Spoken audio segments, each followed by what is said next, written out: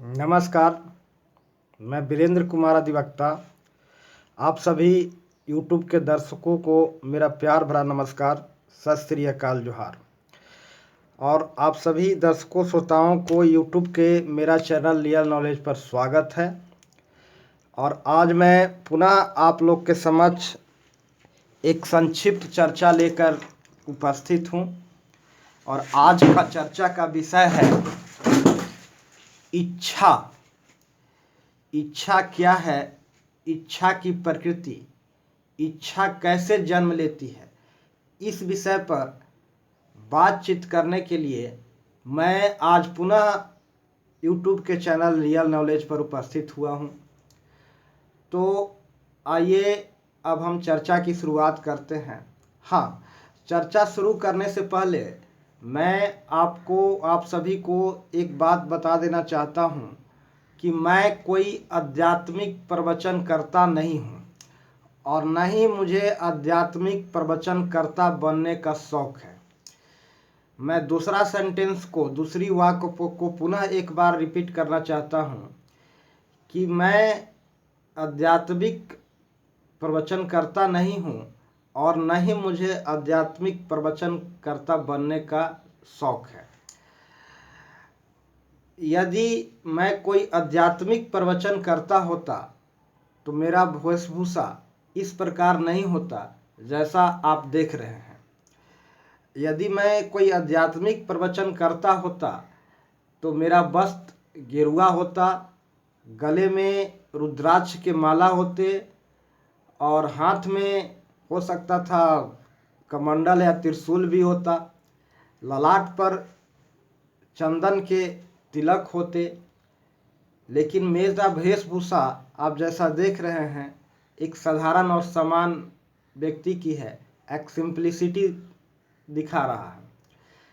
तो मुझे न तो आध्यात्मिक प्रवचनकर्ता बनने का शौक है और न ही मैं आध्यात्मिक प्रवचन करता हूँ।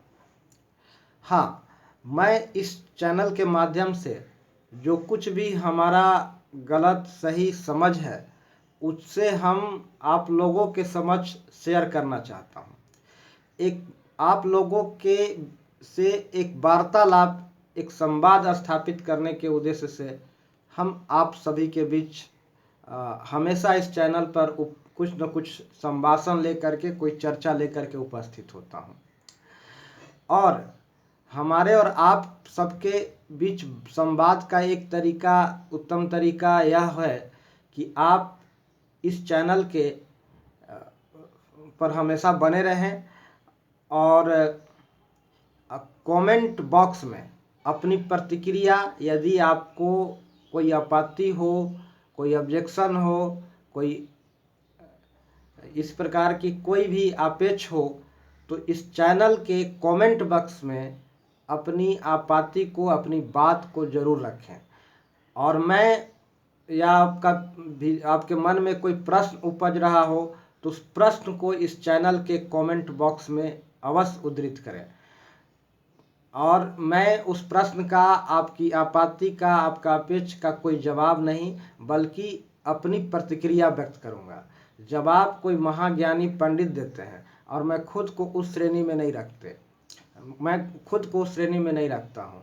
इसलिए आपकी जो अपेक्ष होगी, जो प्रतिक्रिया होगी, जो आपत्ति होगी, आप अपना इस चैनल के कमेंट बॉक्स में ज़रूर जाहिर करें और मैं उस आपत्ति पर, उस आपेक्ष पर अपनी प्रतिक्रिया जरूर व्यक्त करूंगा।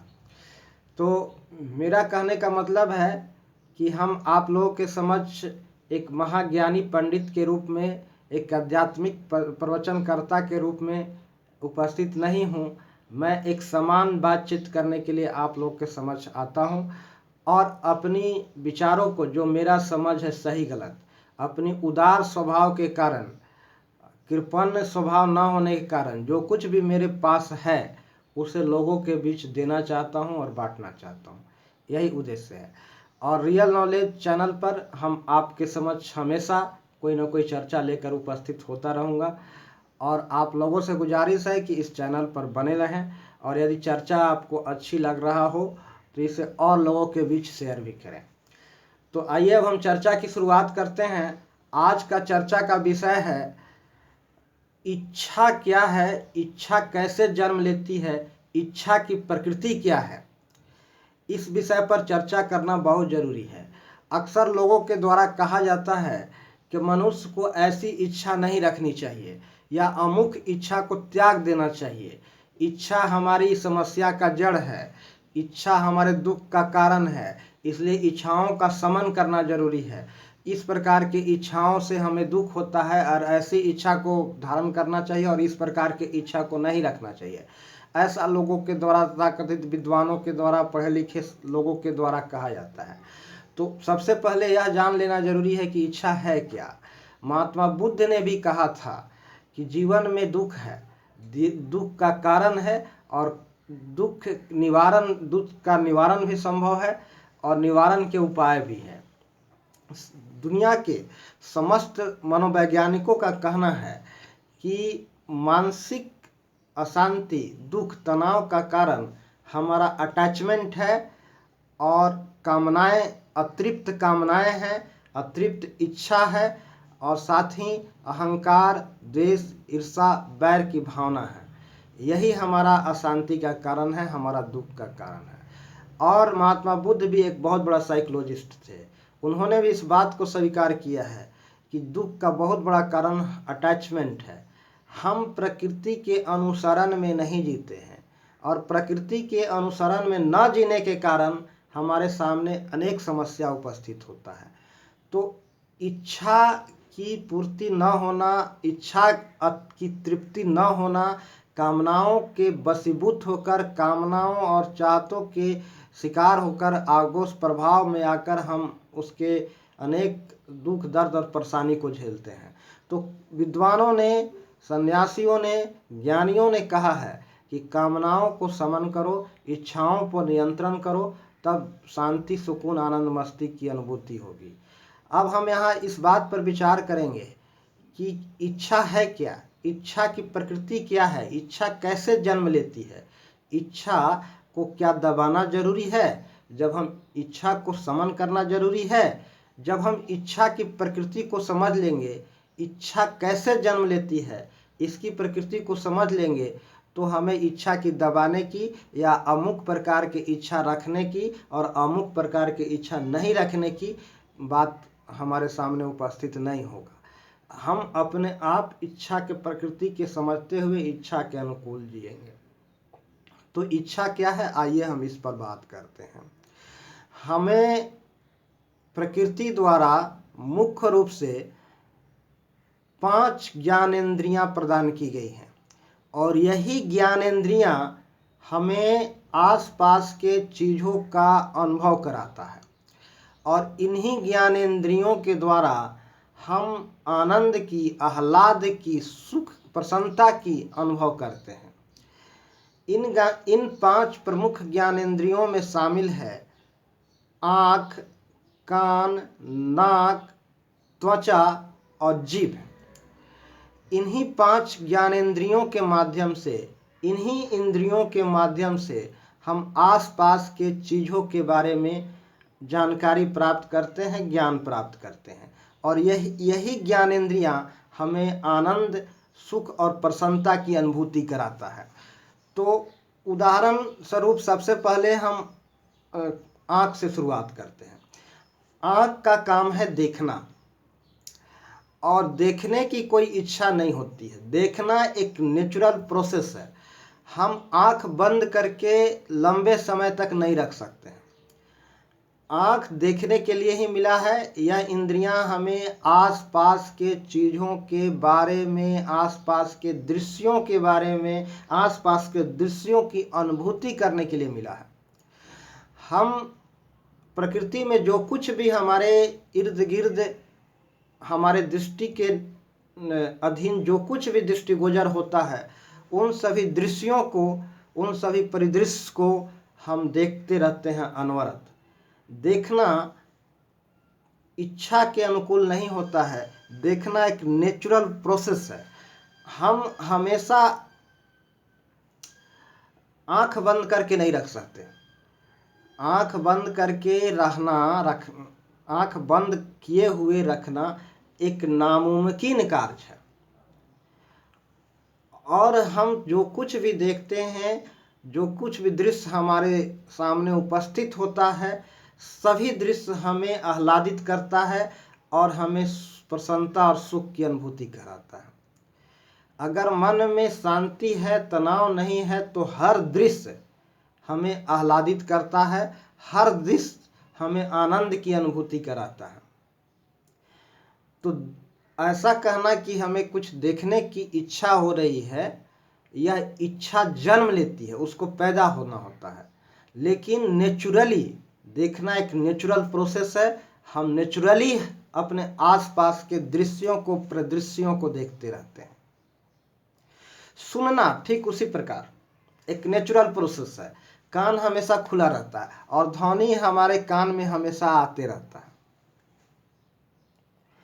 सुनना, श्वास लेना एक नेचुरल प्रोसेस है। हम नाक को बंद करके ज़्यादा समय तक नहीं रह सकते।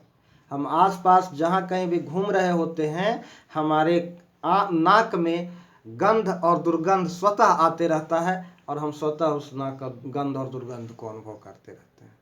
तो हम चाह करके सूंघते हैं। सूंघने की इच्छा होना एक अपने आप में एक विडंबना सा प्रतीत होता है, क्योंकि सूंघना एक नेचुरल प्रोसेस है, देखना एक नेचुरल प्रोसेस है और सुनना भी एक नेचुरल प्रोसेस है। यह अपने आप होते रहता है, हम अनवरत सुनते रहते हैं।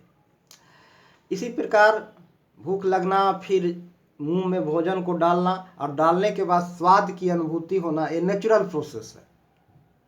स्वाद अपने आप अनुभव हो जाता है भोजन का। जब हम भोजन को, आहार को मुंह में ग्रहण करते हैं, डालते हैं, तो स्वाद का अनुभूति स्वतः स्वाभाविक अपने आप होता है, नेचुरली होता है। तो स्वाद का अनुभूति भी एक नेचुरल प्रोसेस है। अब आइए हम बात करते हैं इच्छा कैसे जन्म लेती है, इच्छा की प्रकृति क्या है। जैसा कि मैंने कहा कि देखना एक नेचुरल प्रोसेस है। जब हम घूमते घूमते कहीं दृश्य, कोई ऐसा जगह पहुंचते हैं जहाँ की प्राकृतिक दृश्यों को, प्राकृतिक छटा को देख करके मन रोमांचित हो जाता है, आह्लाद से भर जाता है, आनंद से भर जाता है। तो उदाहरण के लिए, जैसे आप नदी के झरने के पास बैठे हों और नदी के झरने जब बह रही होती है तो उसका दृश्य, अनुपम छटा को देख मन आनंदित हो जाता है, रोमांचित होता है और वह दृश्य बहुत ही मनोरम, मनोग्राही और आनंदमय प्रतीत होता है। फिर हमारा मन पर उस दृश्य का एक अमिट छाप बन जाता है और वह आनंद जो मैंने नदी के किनारे बैठ करके उस झरने का आनंद का हमने जो अनुभव किया था, वह अनुभव हमारे मानस पटल पर, हमारे मस्तिष्क पर अमिट छाप के रूप में बन जाता है, रिकॉर्डेड हो जाता है और वह दर्ज हो जाता है हमारे मानस पटल पर। और वह अनुभव, वह दृश्य का अनुभव और वह आनंद हमारे मस्तिष्क पर रिकॉर्ड हो जाता है, दर्ज हो जाता है, हमारे मन पर दर्ज हो जाता है। और पुनः कुछ समय बाद वही आनंद को प्राप्त करने की इच्छा पैदा होती है। पुनः उत्प्रेरित होते हैं हम उसी आनंद को प्राप्त करने के लिए। तो यह जो कुछ समय पूर्व जो आनंद मिला था, वह आनंद को पुनः प्राप्त करने की जो उत्प्रेरणा, जो प्रेरणा मिलता है, और फिर से हम उद्वेलित होते हैं, इसी को नाम इच्छा दिया जाता है। और इच्छा इस प्रकार जन्म लेता है, यानी कि किसी आनंद को मन पर दर्ज हो जाना, किसी छटा दृश्य को मन पर दर्ज हो जाना और फिर उसी आनंद की अनुभूति प्राप्त करने के लिए मन फिर से उद्वेलित होता है, उत्प्रेरित होता है, तो इसे हम इच्छा नाम देते हैं। इसी का नाम इच्छा है। और इच्छा इस प्रकार से जन्म लेते हैं। पहले हम दृश्य को अनुभूति किए, बहुत अच्छा लगा, फिर उसका छाप हमारे मन पर पड़ गया, आनंद की जो अनुभूति हुई थी उसका अमिट छाप मन पर पड़ गया, रिकॉर्डेड हो गया, दर्ज हो गया। और वही जो रिकॉर्ड हुआ है, दर्ज हुआ है, उसके अनुकूल फिर से उसी चीज़ को प्राप्त करने के लिए पुनः नदी के किनारे जाना और झरने का आनंद लेना, यहीं से इच्छा जन्म लेती है। इसी प्रकार इच्छा की जन्म होती है। तो हम कहने का तात्पर्य यह है कि हम सब जहाँ कहीं भी जिस चीज़ की अनुभूति करते हैं वह सब आनंद से भरा पड़ा है। और प्रति क्षण प्रतिपल हम प्रेजेंट में, वर्तमान में जीते हुए इस प्रकृति का, इस दुनिया का आनंद का अनुभव कर सकते हैं। लेकिन होता क्या है कि आप कभी क्रिकेट देख रहे होते हैं, क्रिकेट का आनंद ले रहे होते हैं, लेकिन अचानक मन विचलित हो जाता है और फिर कहीं और चला जाता है, वहाँ वह आनंद लेने की अनुभव करती है। तो ये है इच्छा की विचलन और चंचलता। तो यहाँ कहने का अर्थ ये है कि हम जो कुछ भी प्रेजेंट में अनुभव कर रहे हैं अपनी इंद्रियों से, आँख से, कान से, नाक से, त्वचा से, बस उसका आनंद लें और उसका मन पर कोई अमिट छाप दर्ज ना होने दें। अगर हम उसका छाप को दर्ज होने देते हैं तो फिर वह इच्छा का रूप ले लेता है और फिर से वह इच्छा पैदा होती है उसी आनंद को प्राप्त करने के लिए। तो इच्छा इस प्रकार जन्म लेती है। यदि हम किसी चीज़ को, दृश्य को देखें, किसी गंध को हमने ग्रहण किया और उस गंध से हमें खुशी मिली, बस आह्लादित हुए, खुश हुए, बात खत्म हो गई। उसके बाद मन को वहाँ अटैच रखना जरूरी नहीं है, अटैचमेंट फिर उस चीज़ से बनाए रखना जरूरी नहीं है, वहाँ से मैन को डिटैच कर लेना की ज़रूरत है। क्योंकि जब ही अब उस जगह से आपकी स्थिति में परिवर्तन होता है, आप वहाँ से जो ही हटते हैं, डिटैच होते हैं, तो आपके सामने कोई अगला दृश्य उपस्थित होता है, कोई अगले प्रकार के गंध उपस्थित होते हैं, कुछ भिन्न प्रकार के श्रवण उपस्थित होते हैं। फिर हम उस श्रवण को, उस दृश्य को, उस आनंद, उस दृश्य को, फिर उस गंध को, उस श्रवण को, फिर से उसमें आनंद प्राप्त कर सकते हैं। लेकिन इच्छा तब जन्म लेती है जब वह हमारे मानस पटल पर वह आनंद की जो अनुभूति मैंने भूत में जो प्राप्त किया था, भूतकाल में जो मैं अनुभव किया था, वह हमारे मन पर दर्ज हो जाता है, हमारे मस्तिष्क में दर्ज हो जाता है। तब फिर उस दर्ज अनुभव फिर से हमें उसी आनंद को, उस अनुभव को प्राप्त करने के लिए उत्प्रेरित करता है। और यह दर्ज अनुभव का नाम ही इच्छा है। जब यह दर्ज अनुभूति हमें पुनः उस आनंद को प्राप्त करने के लिए उत्प्रेरित करता है तो हम इसे इच्छा नाम देते हैं। तो मोटे तौर पर हम समझते हैं कि इच्छा की प्रकृति के बारे में मैंने कुछ बताया है कि इच्छा कैसे जन्म लेती है। सबसे पहले होता है कि हमारी जो इंद्रियां हैं, इससे जो हमने अनुभूति प्राप्त किया है, उस अनुभूति से जो आनंद मिला है, जो हमें खुशियाँ मिली है, वह हमारे मानस पटल पर दर्ज हो जाता है। और वह दर्ज मानस पटल पर वह आनंद फिर से हमें उसी प्रकार के आनंद प्राप्त करने के लिए उत्प्रेरित करता है। और फिर से जब उसी प्रकार के आनंद प्राप्त करने के लिए उत्प्रेरित करता है, उकसाता है, तो हम इस उत्प्रेरणा को, इस उकसन को इच्छा नाम देते हैं। तो सभी विद्वानों ने, यहाँ तक कि महात्मा बुद्ध ने, ईसा मसीह ने, वर्धमान महावीर ने और तमाम ज्ञानियों ने कहा है कि इच्छा की समन करने की ज़रूरत नहीं है। इच्छा कैसे पैदा होती है इस पर गौर कीजिए। आप जहाँ इच्छा की प्रकृति क्या है, उसका नेचर क्या है, इस पर समझने की ज़रूरत है। तो आप जो अपनी इंद्रियों से अनुभव प्राप्त कर रहे हैं, उससे जो आह्लाद मिल रहा है, जो आनंद मिल रहा है, उस आनंद को आप प्राप्त कीजिए और उस आनंद को ग्रहण कीजिए। लेकिन उसका कोई छाप, यानी उसकी जो आनंद की जो रिकॉर्ड होता है, जो दर्ज होता है, वो मन पर दर्ज होने रखने की ज़रूरत नहीं है। जब आह्लादित हुए, खुश हुए, उसी क्षण बात खत्म हो गई। फिर अगला दृश्य देखिए, अगला श्रवण कीजिए और अगला चीज़ का स्वाद लीजिए, फिर आह्लादित हुए, खुश हुए और बात वहीं खत्म हो गई। तो इस प्रकार इच्छा पैदा नहीं होती है और इस प्रकार फिर इच्छा का समन करने दबाने की बात ही नहीं उठता है। तो यह है इच्छा की प्रकृति, इच्छा क्यों पैदा होती है। हमें कोई जब हम देख करके पहले तो कोई सुंदर चीज़ को देख करके हम आह्लादित होते हैं, फिर उसे छूने का मन करता है, छूने पर एक सनसनी संवेदना पैदा होती है और संवेदना के साथ हमें फिर कुछ संवेदना से हमें आनंद मिलता है और फिर आनंद हमारे मन पर दर्ज हो जाता है। फिर उस दर्ज रिकॉर्ड आनंद हमें जो हमारे मन पर दर्ज है फिर से हमें उसी काम को करने के लिए उत्प्रेरित करता है। तो जो आनंद दर्ज है जो हमें काम को उसी प्रकार के काम को प्रेरित करने के लिए उत्प्रेरित कर रहा है, यह उत्प्रेरणा का ही नाम इच्छा है।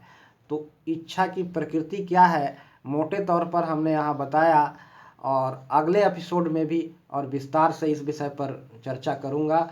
तो सभी दर्शकों श्रोताओं को मेरा प्यार भरा नमस्कार, और आप सभी दर्शकों श्रोताओं से मेरा गुजारिश है कि यदि इस चर्चा में कुछ कमी बेसी आपको नज़र आए, बातों में कुछ कमियां या त्रुटियां प्रतीत हो, तो आपसे मेरा विनम्र आग्रह है, निवेदन है कि इस चैनल के जो कमेंट बॉक्स है उसमें अपने इस खामियों को ज़रूर दर्शाएं। मुझे कोई एतराज़ नहीं होगा, और जो भी थोड़ी बहुत आपकी इस चर्चा की जो बात प्रसंग अच्छा लग रहा होगा तो इसे अपने लोगों के बीच, दूसरों के बीच शेयर अवश्य करें। मैं वीरेंद्र कुमार अधिवक्ता, और आज मैं अपनी चर्चा यहीं समाप्त करता हूं। जय हिंद, नमस्कार।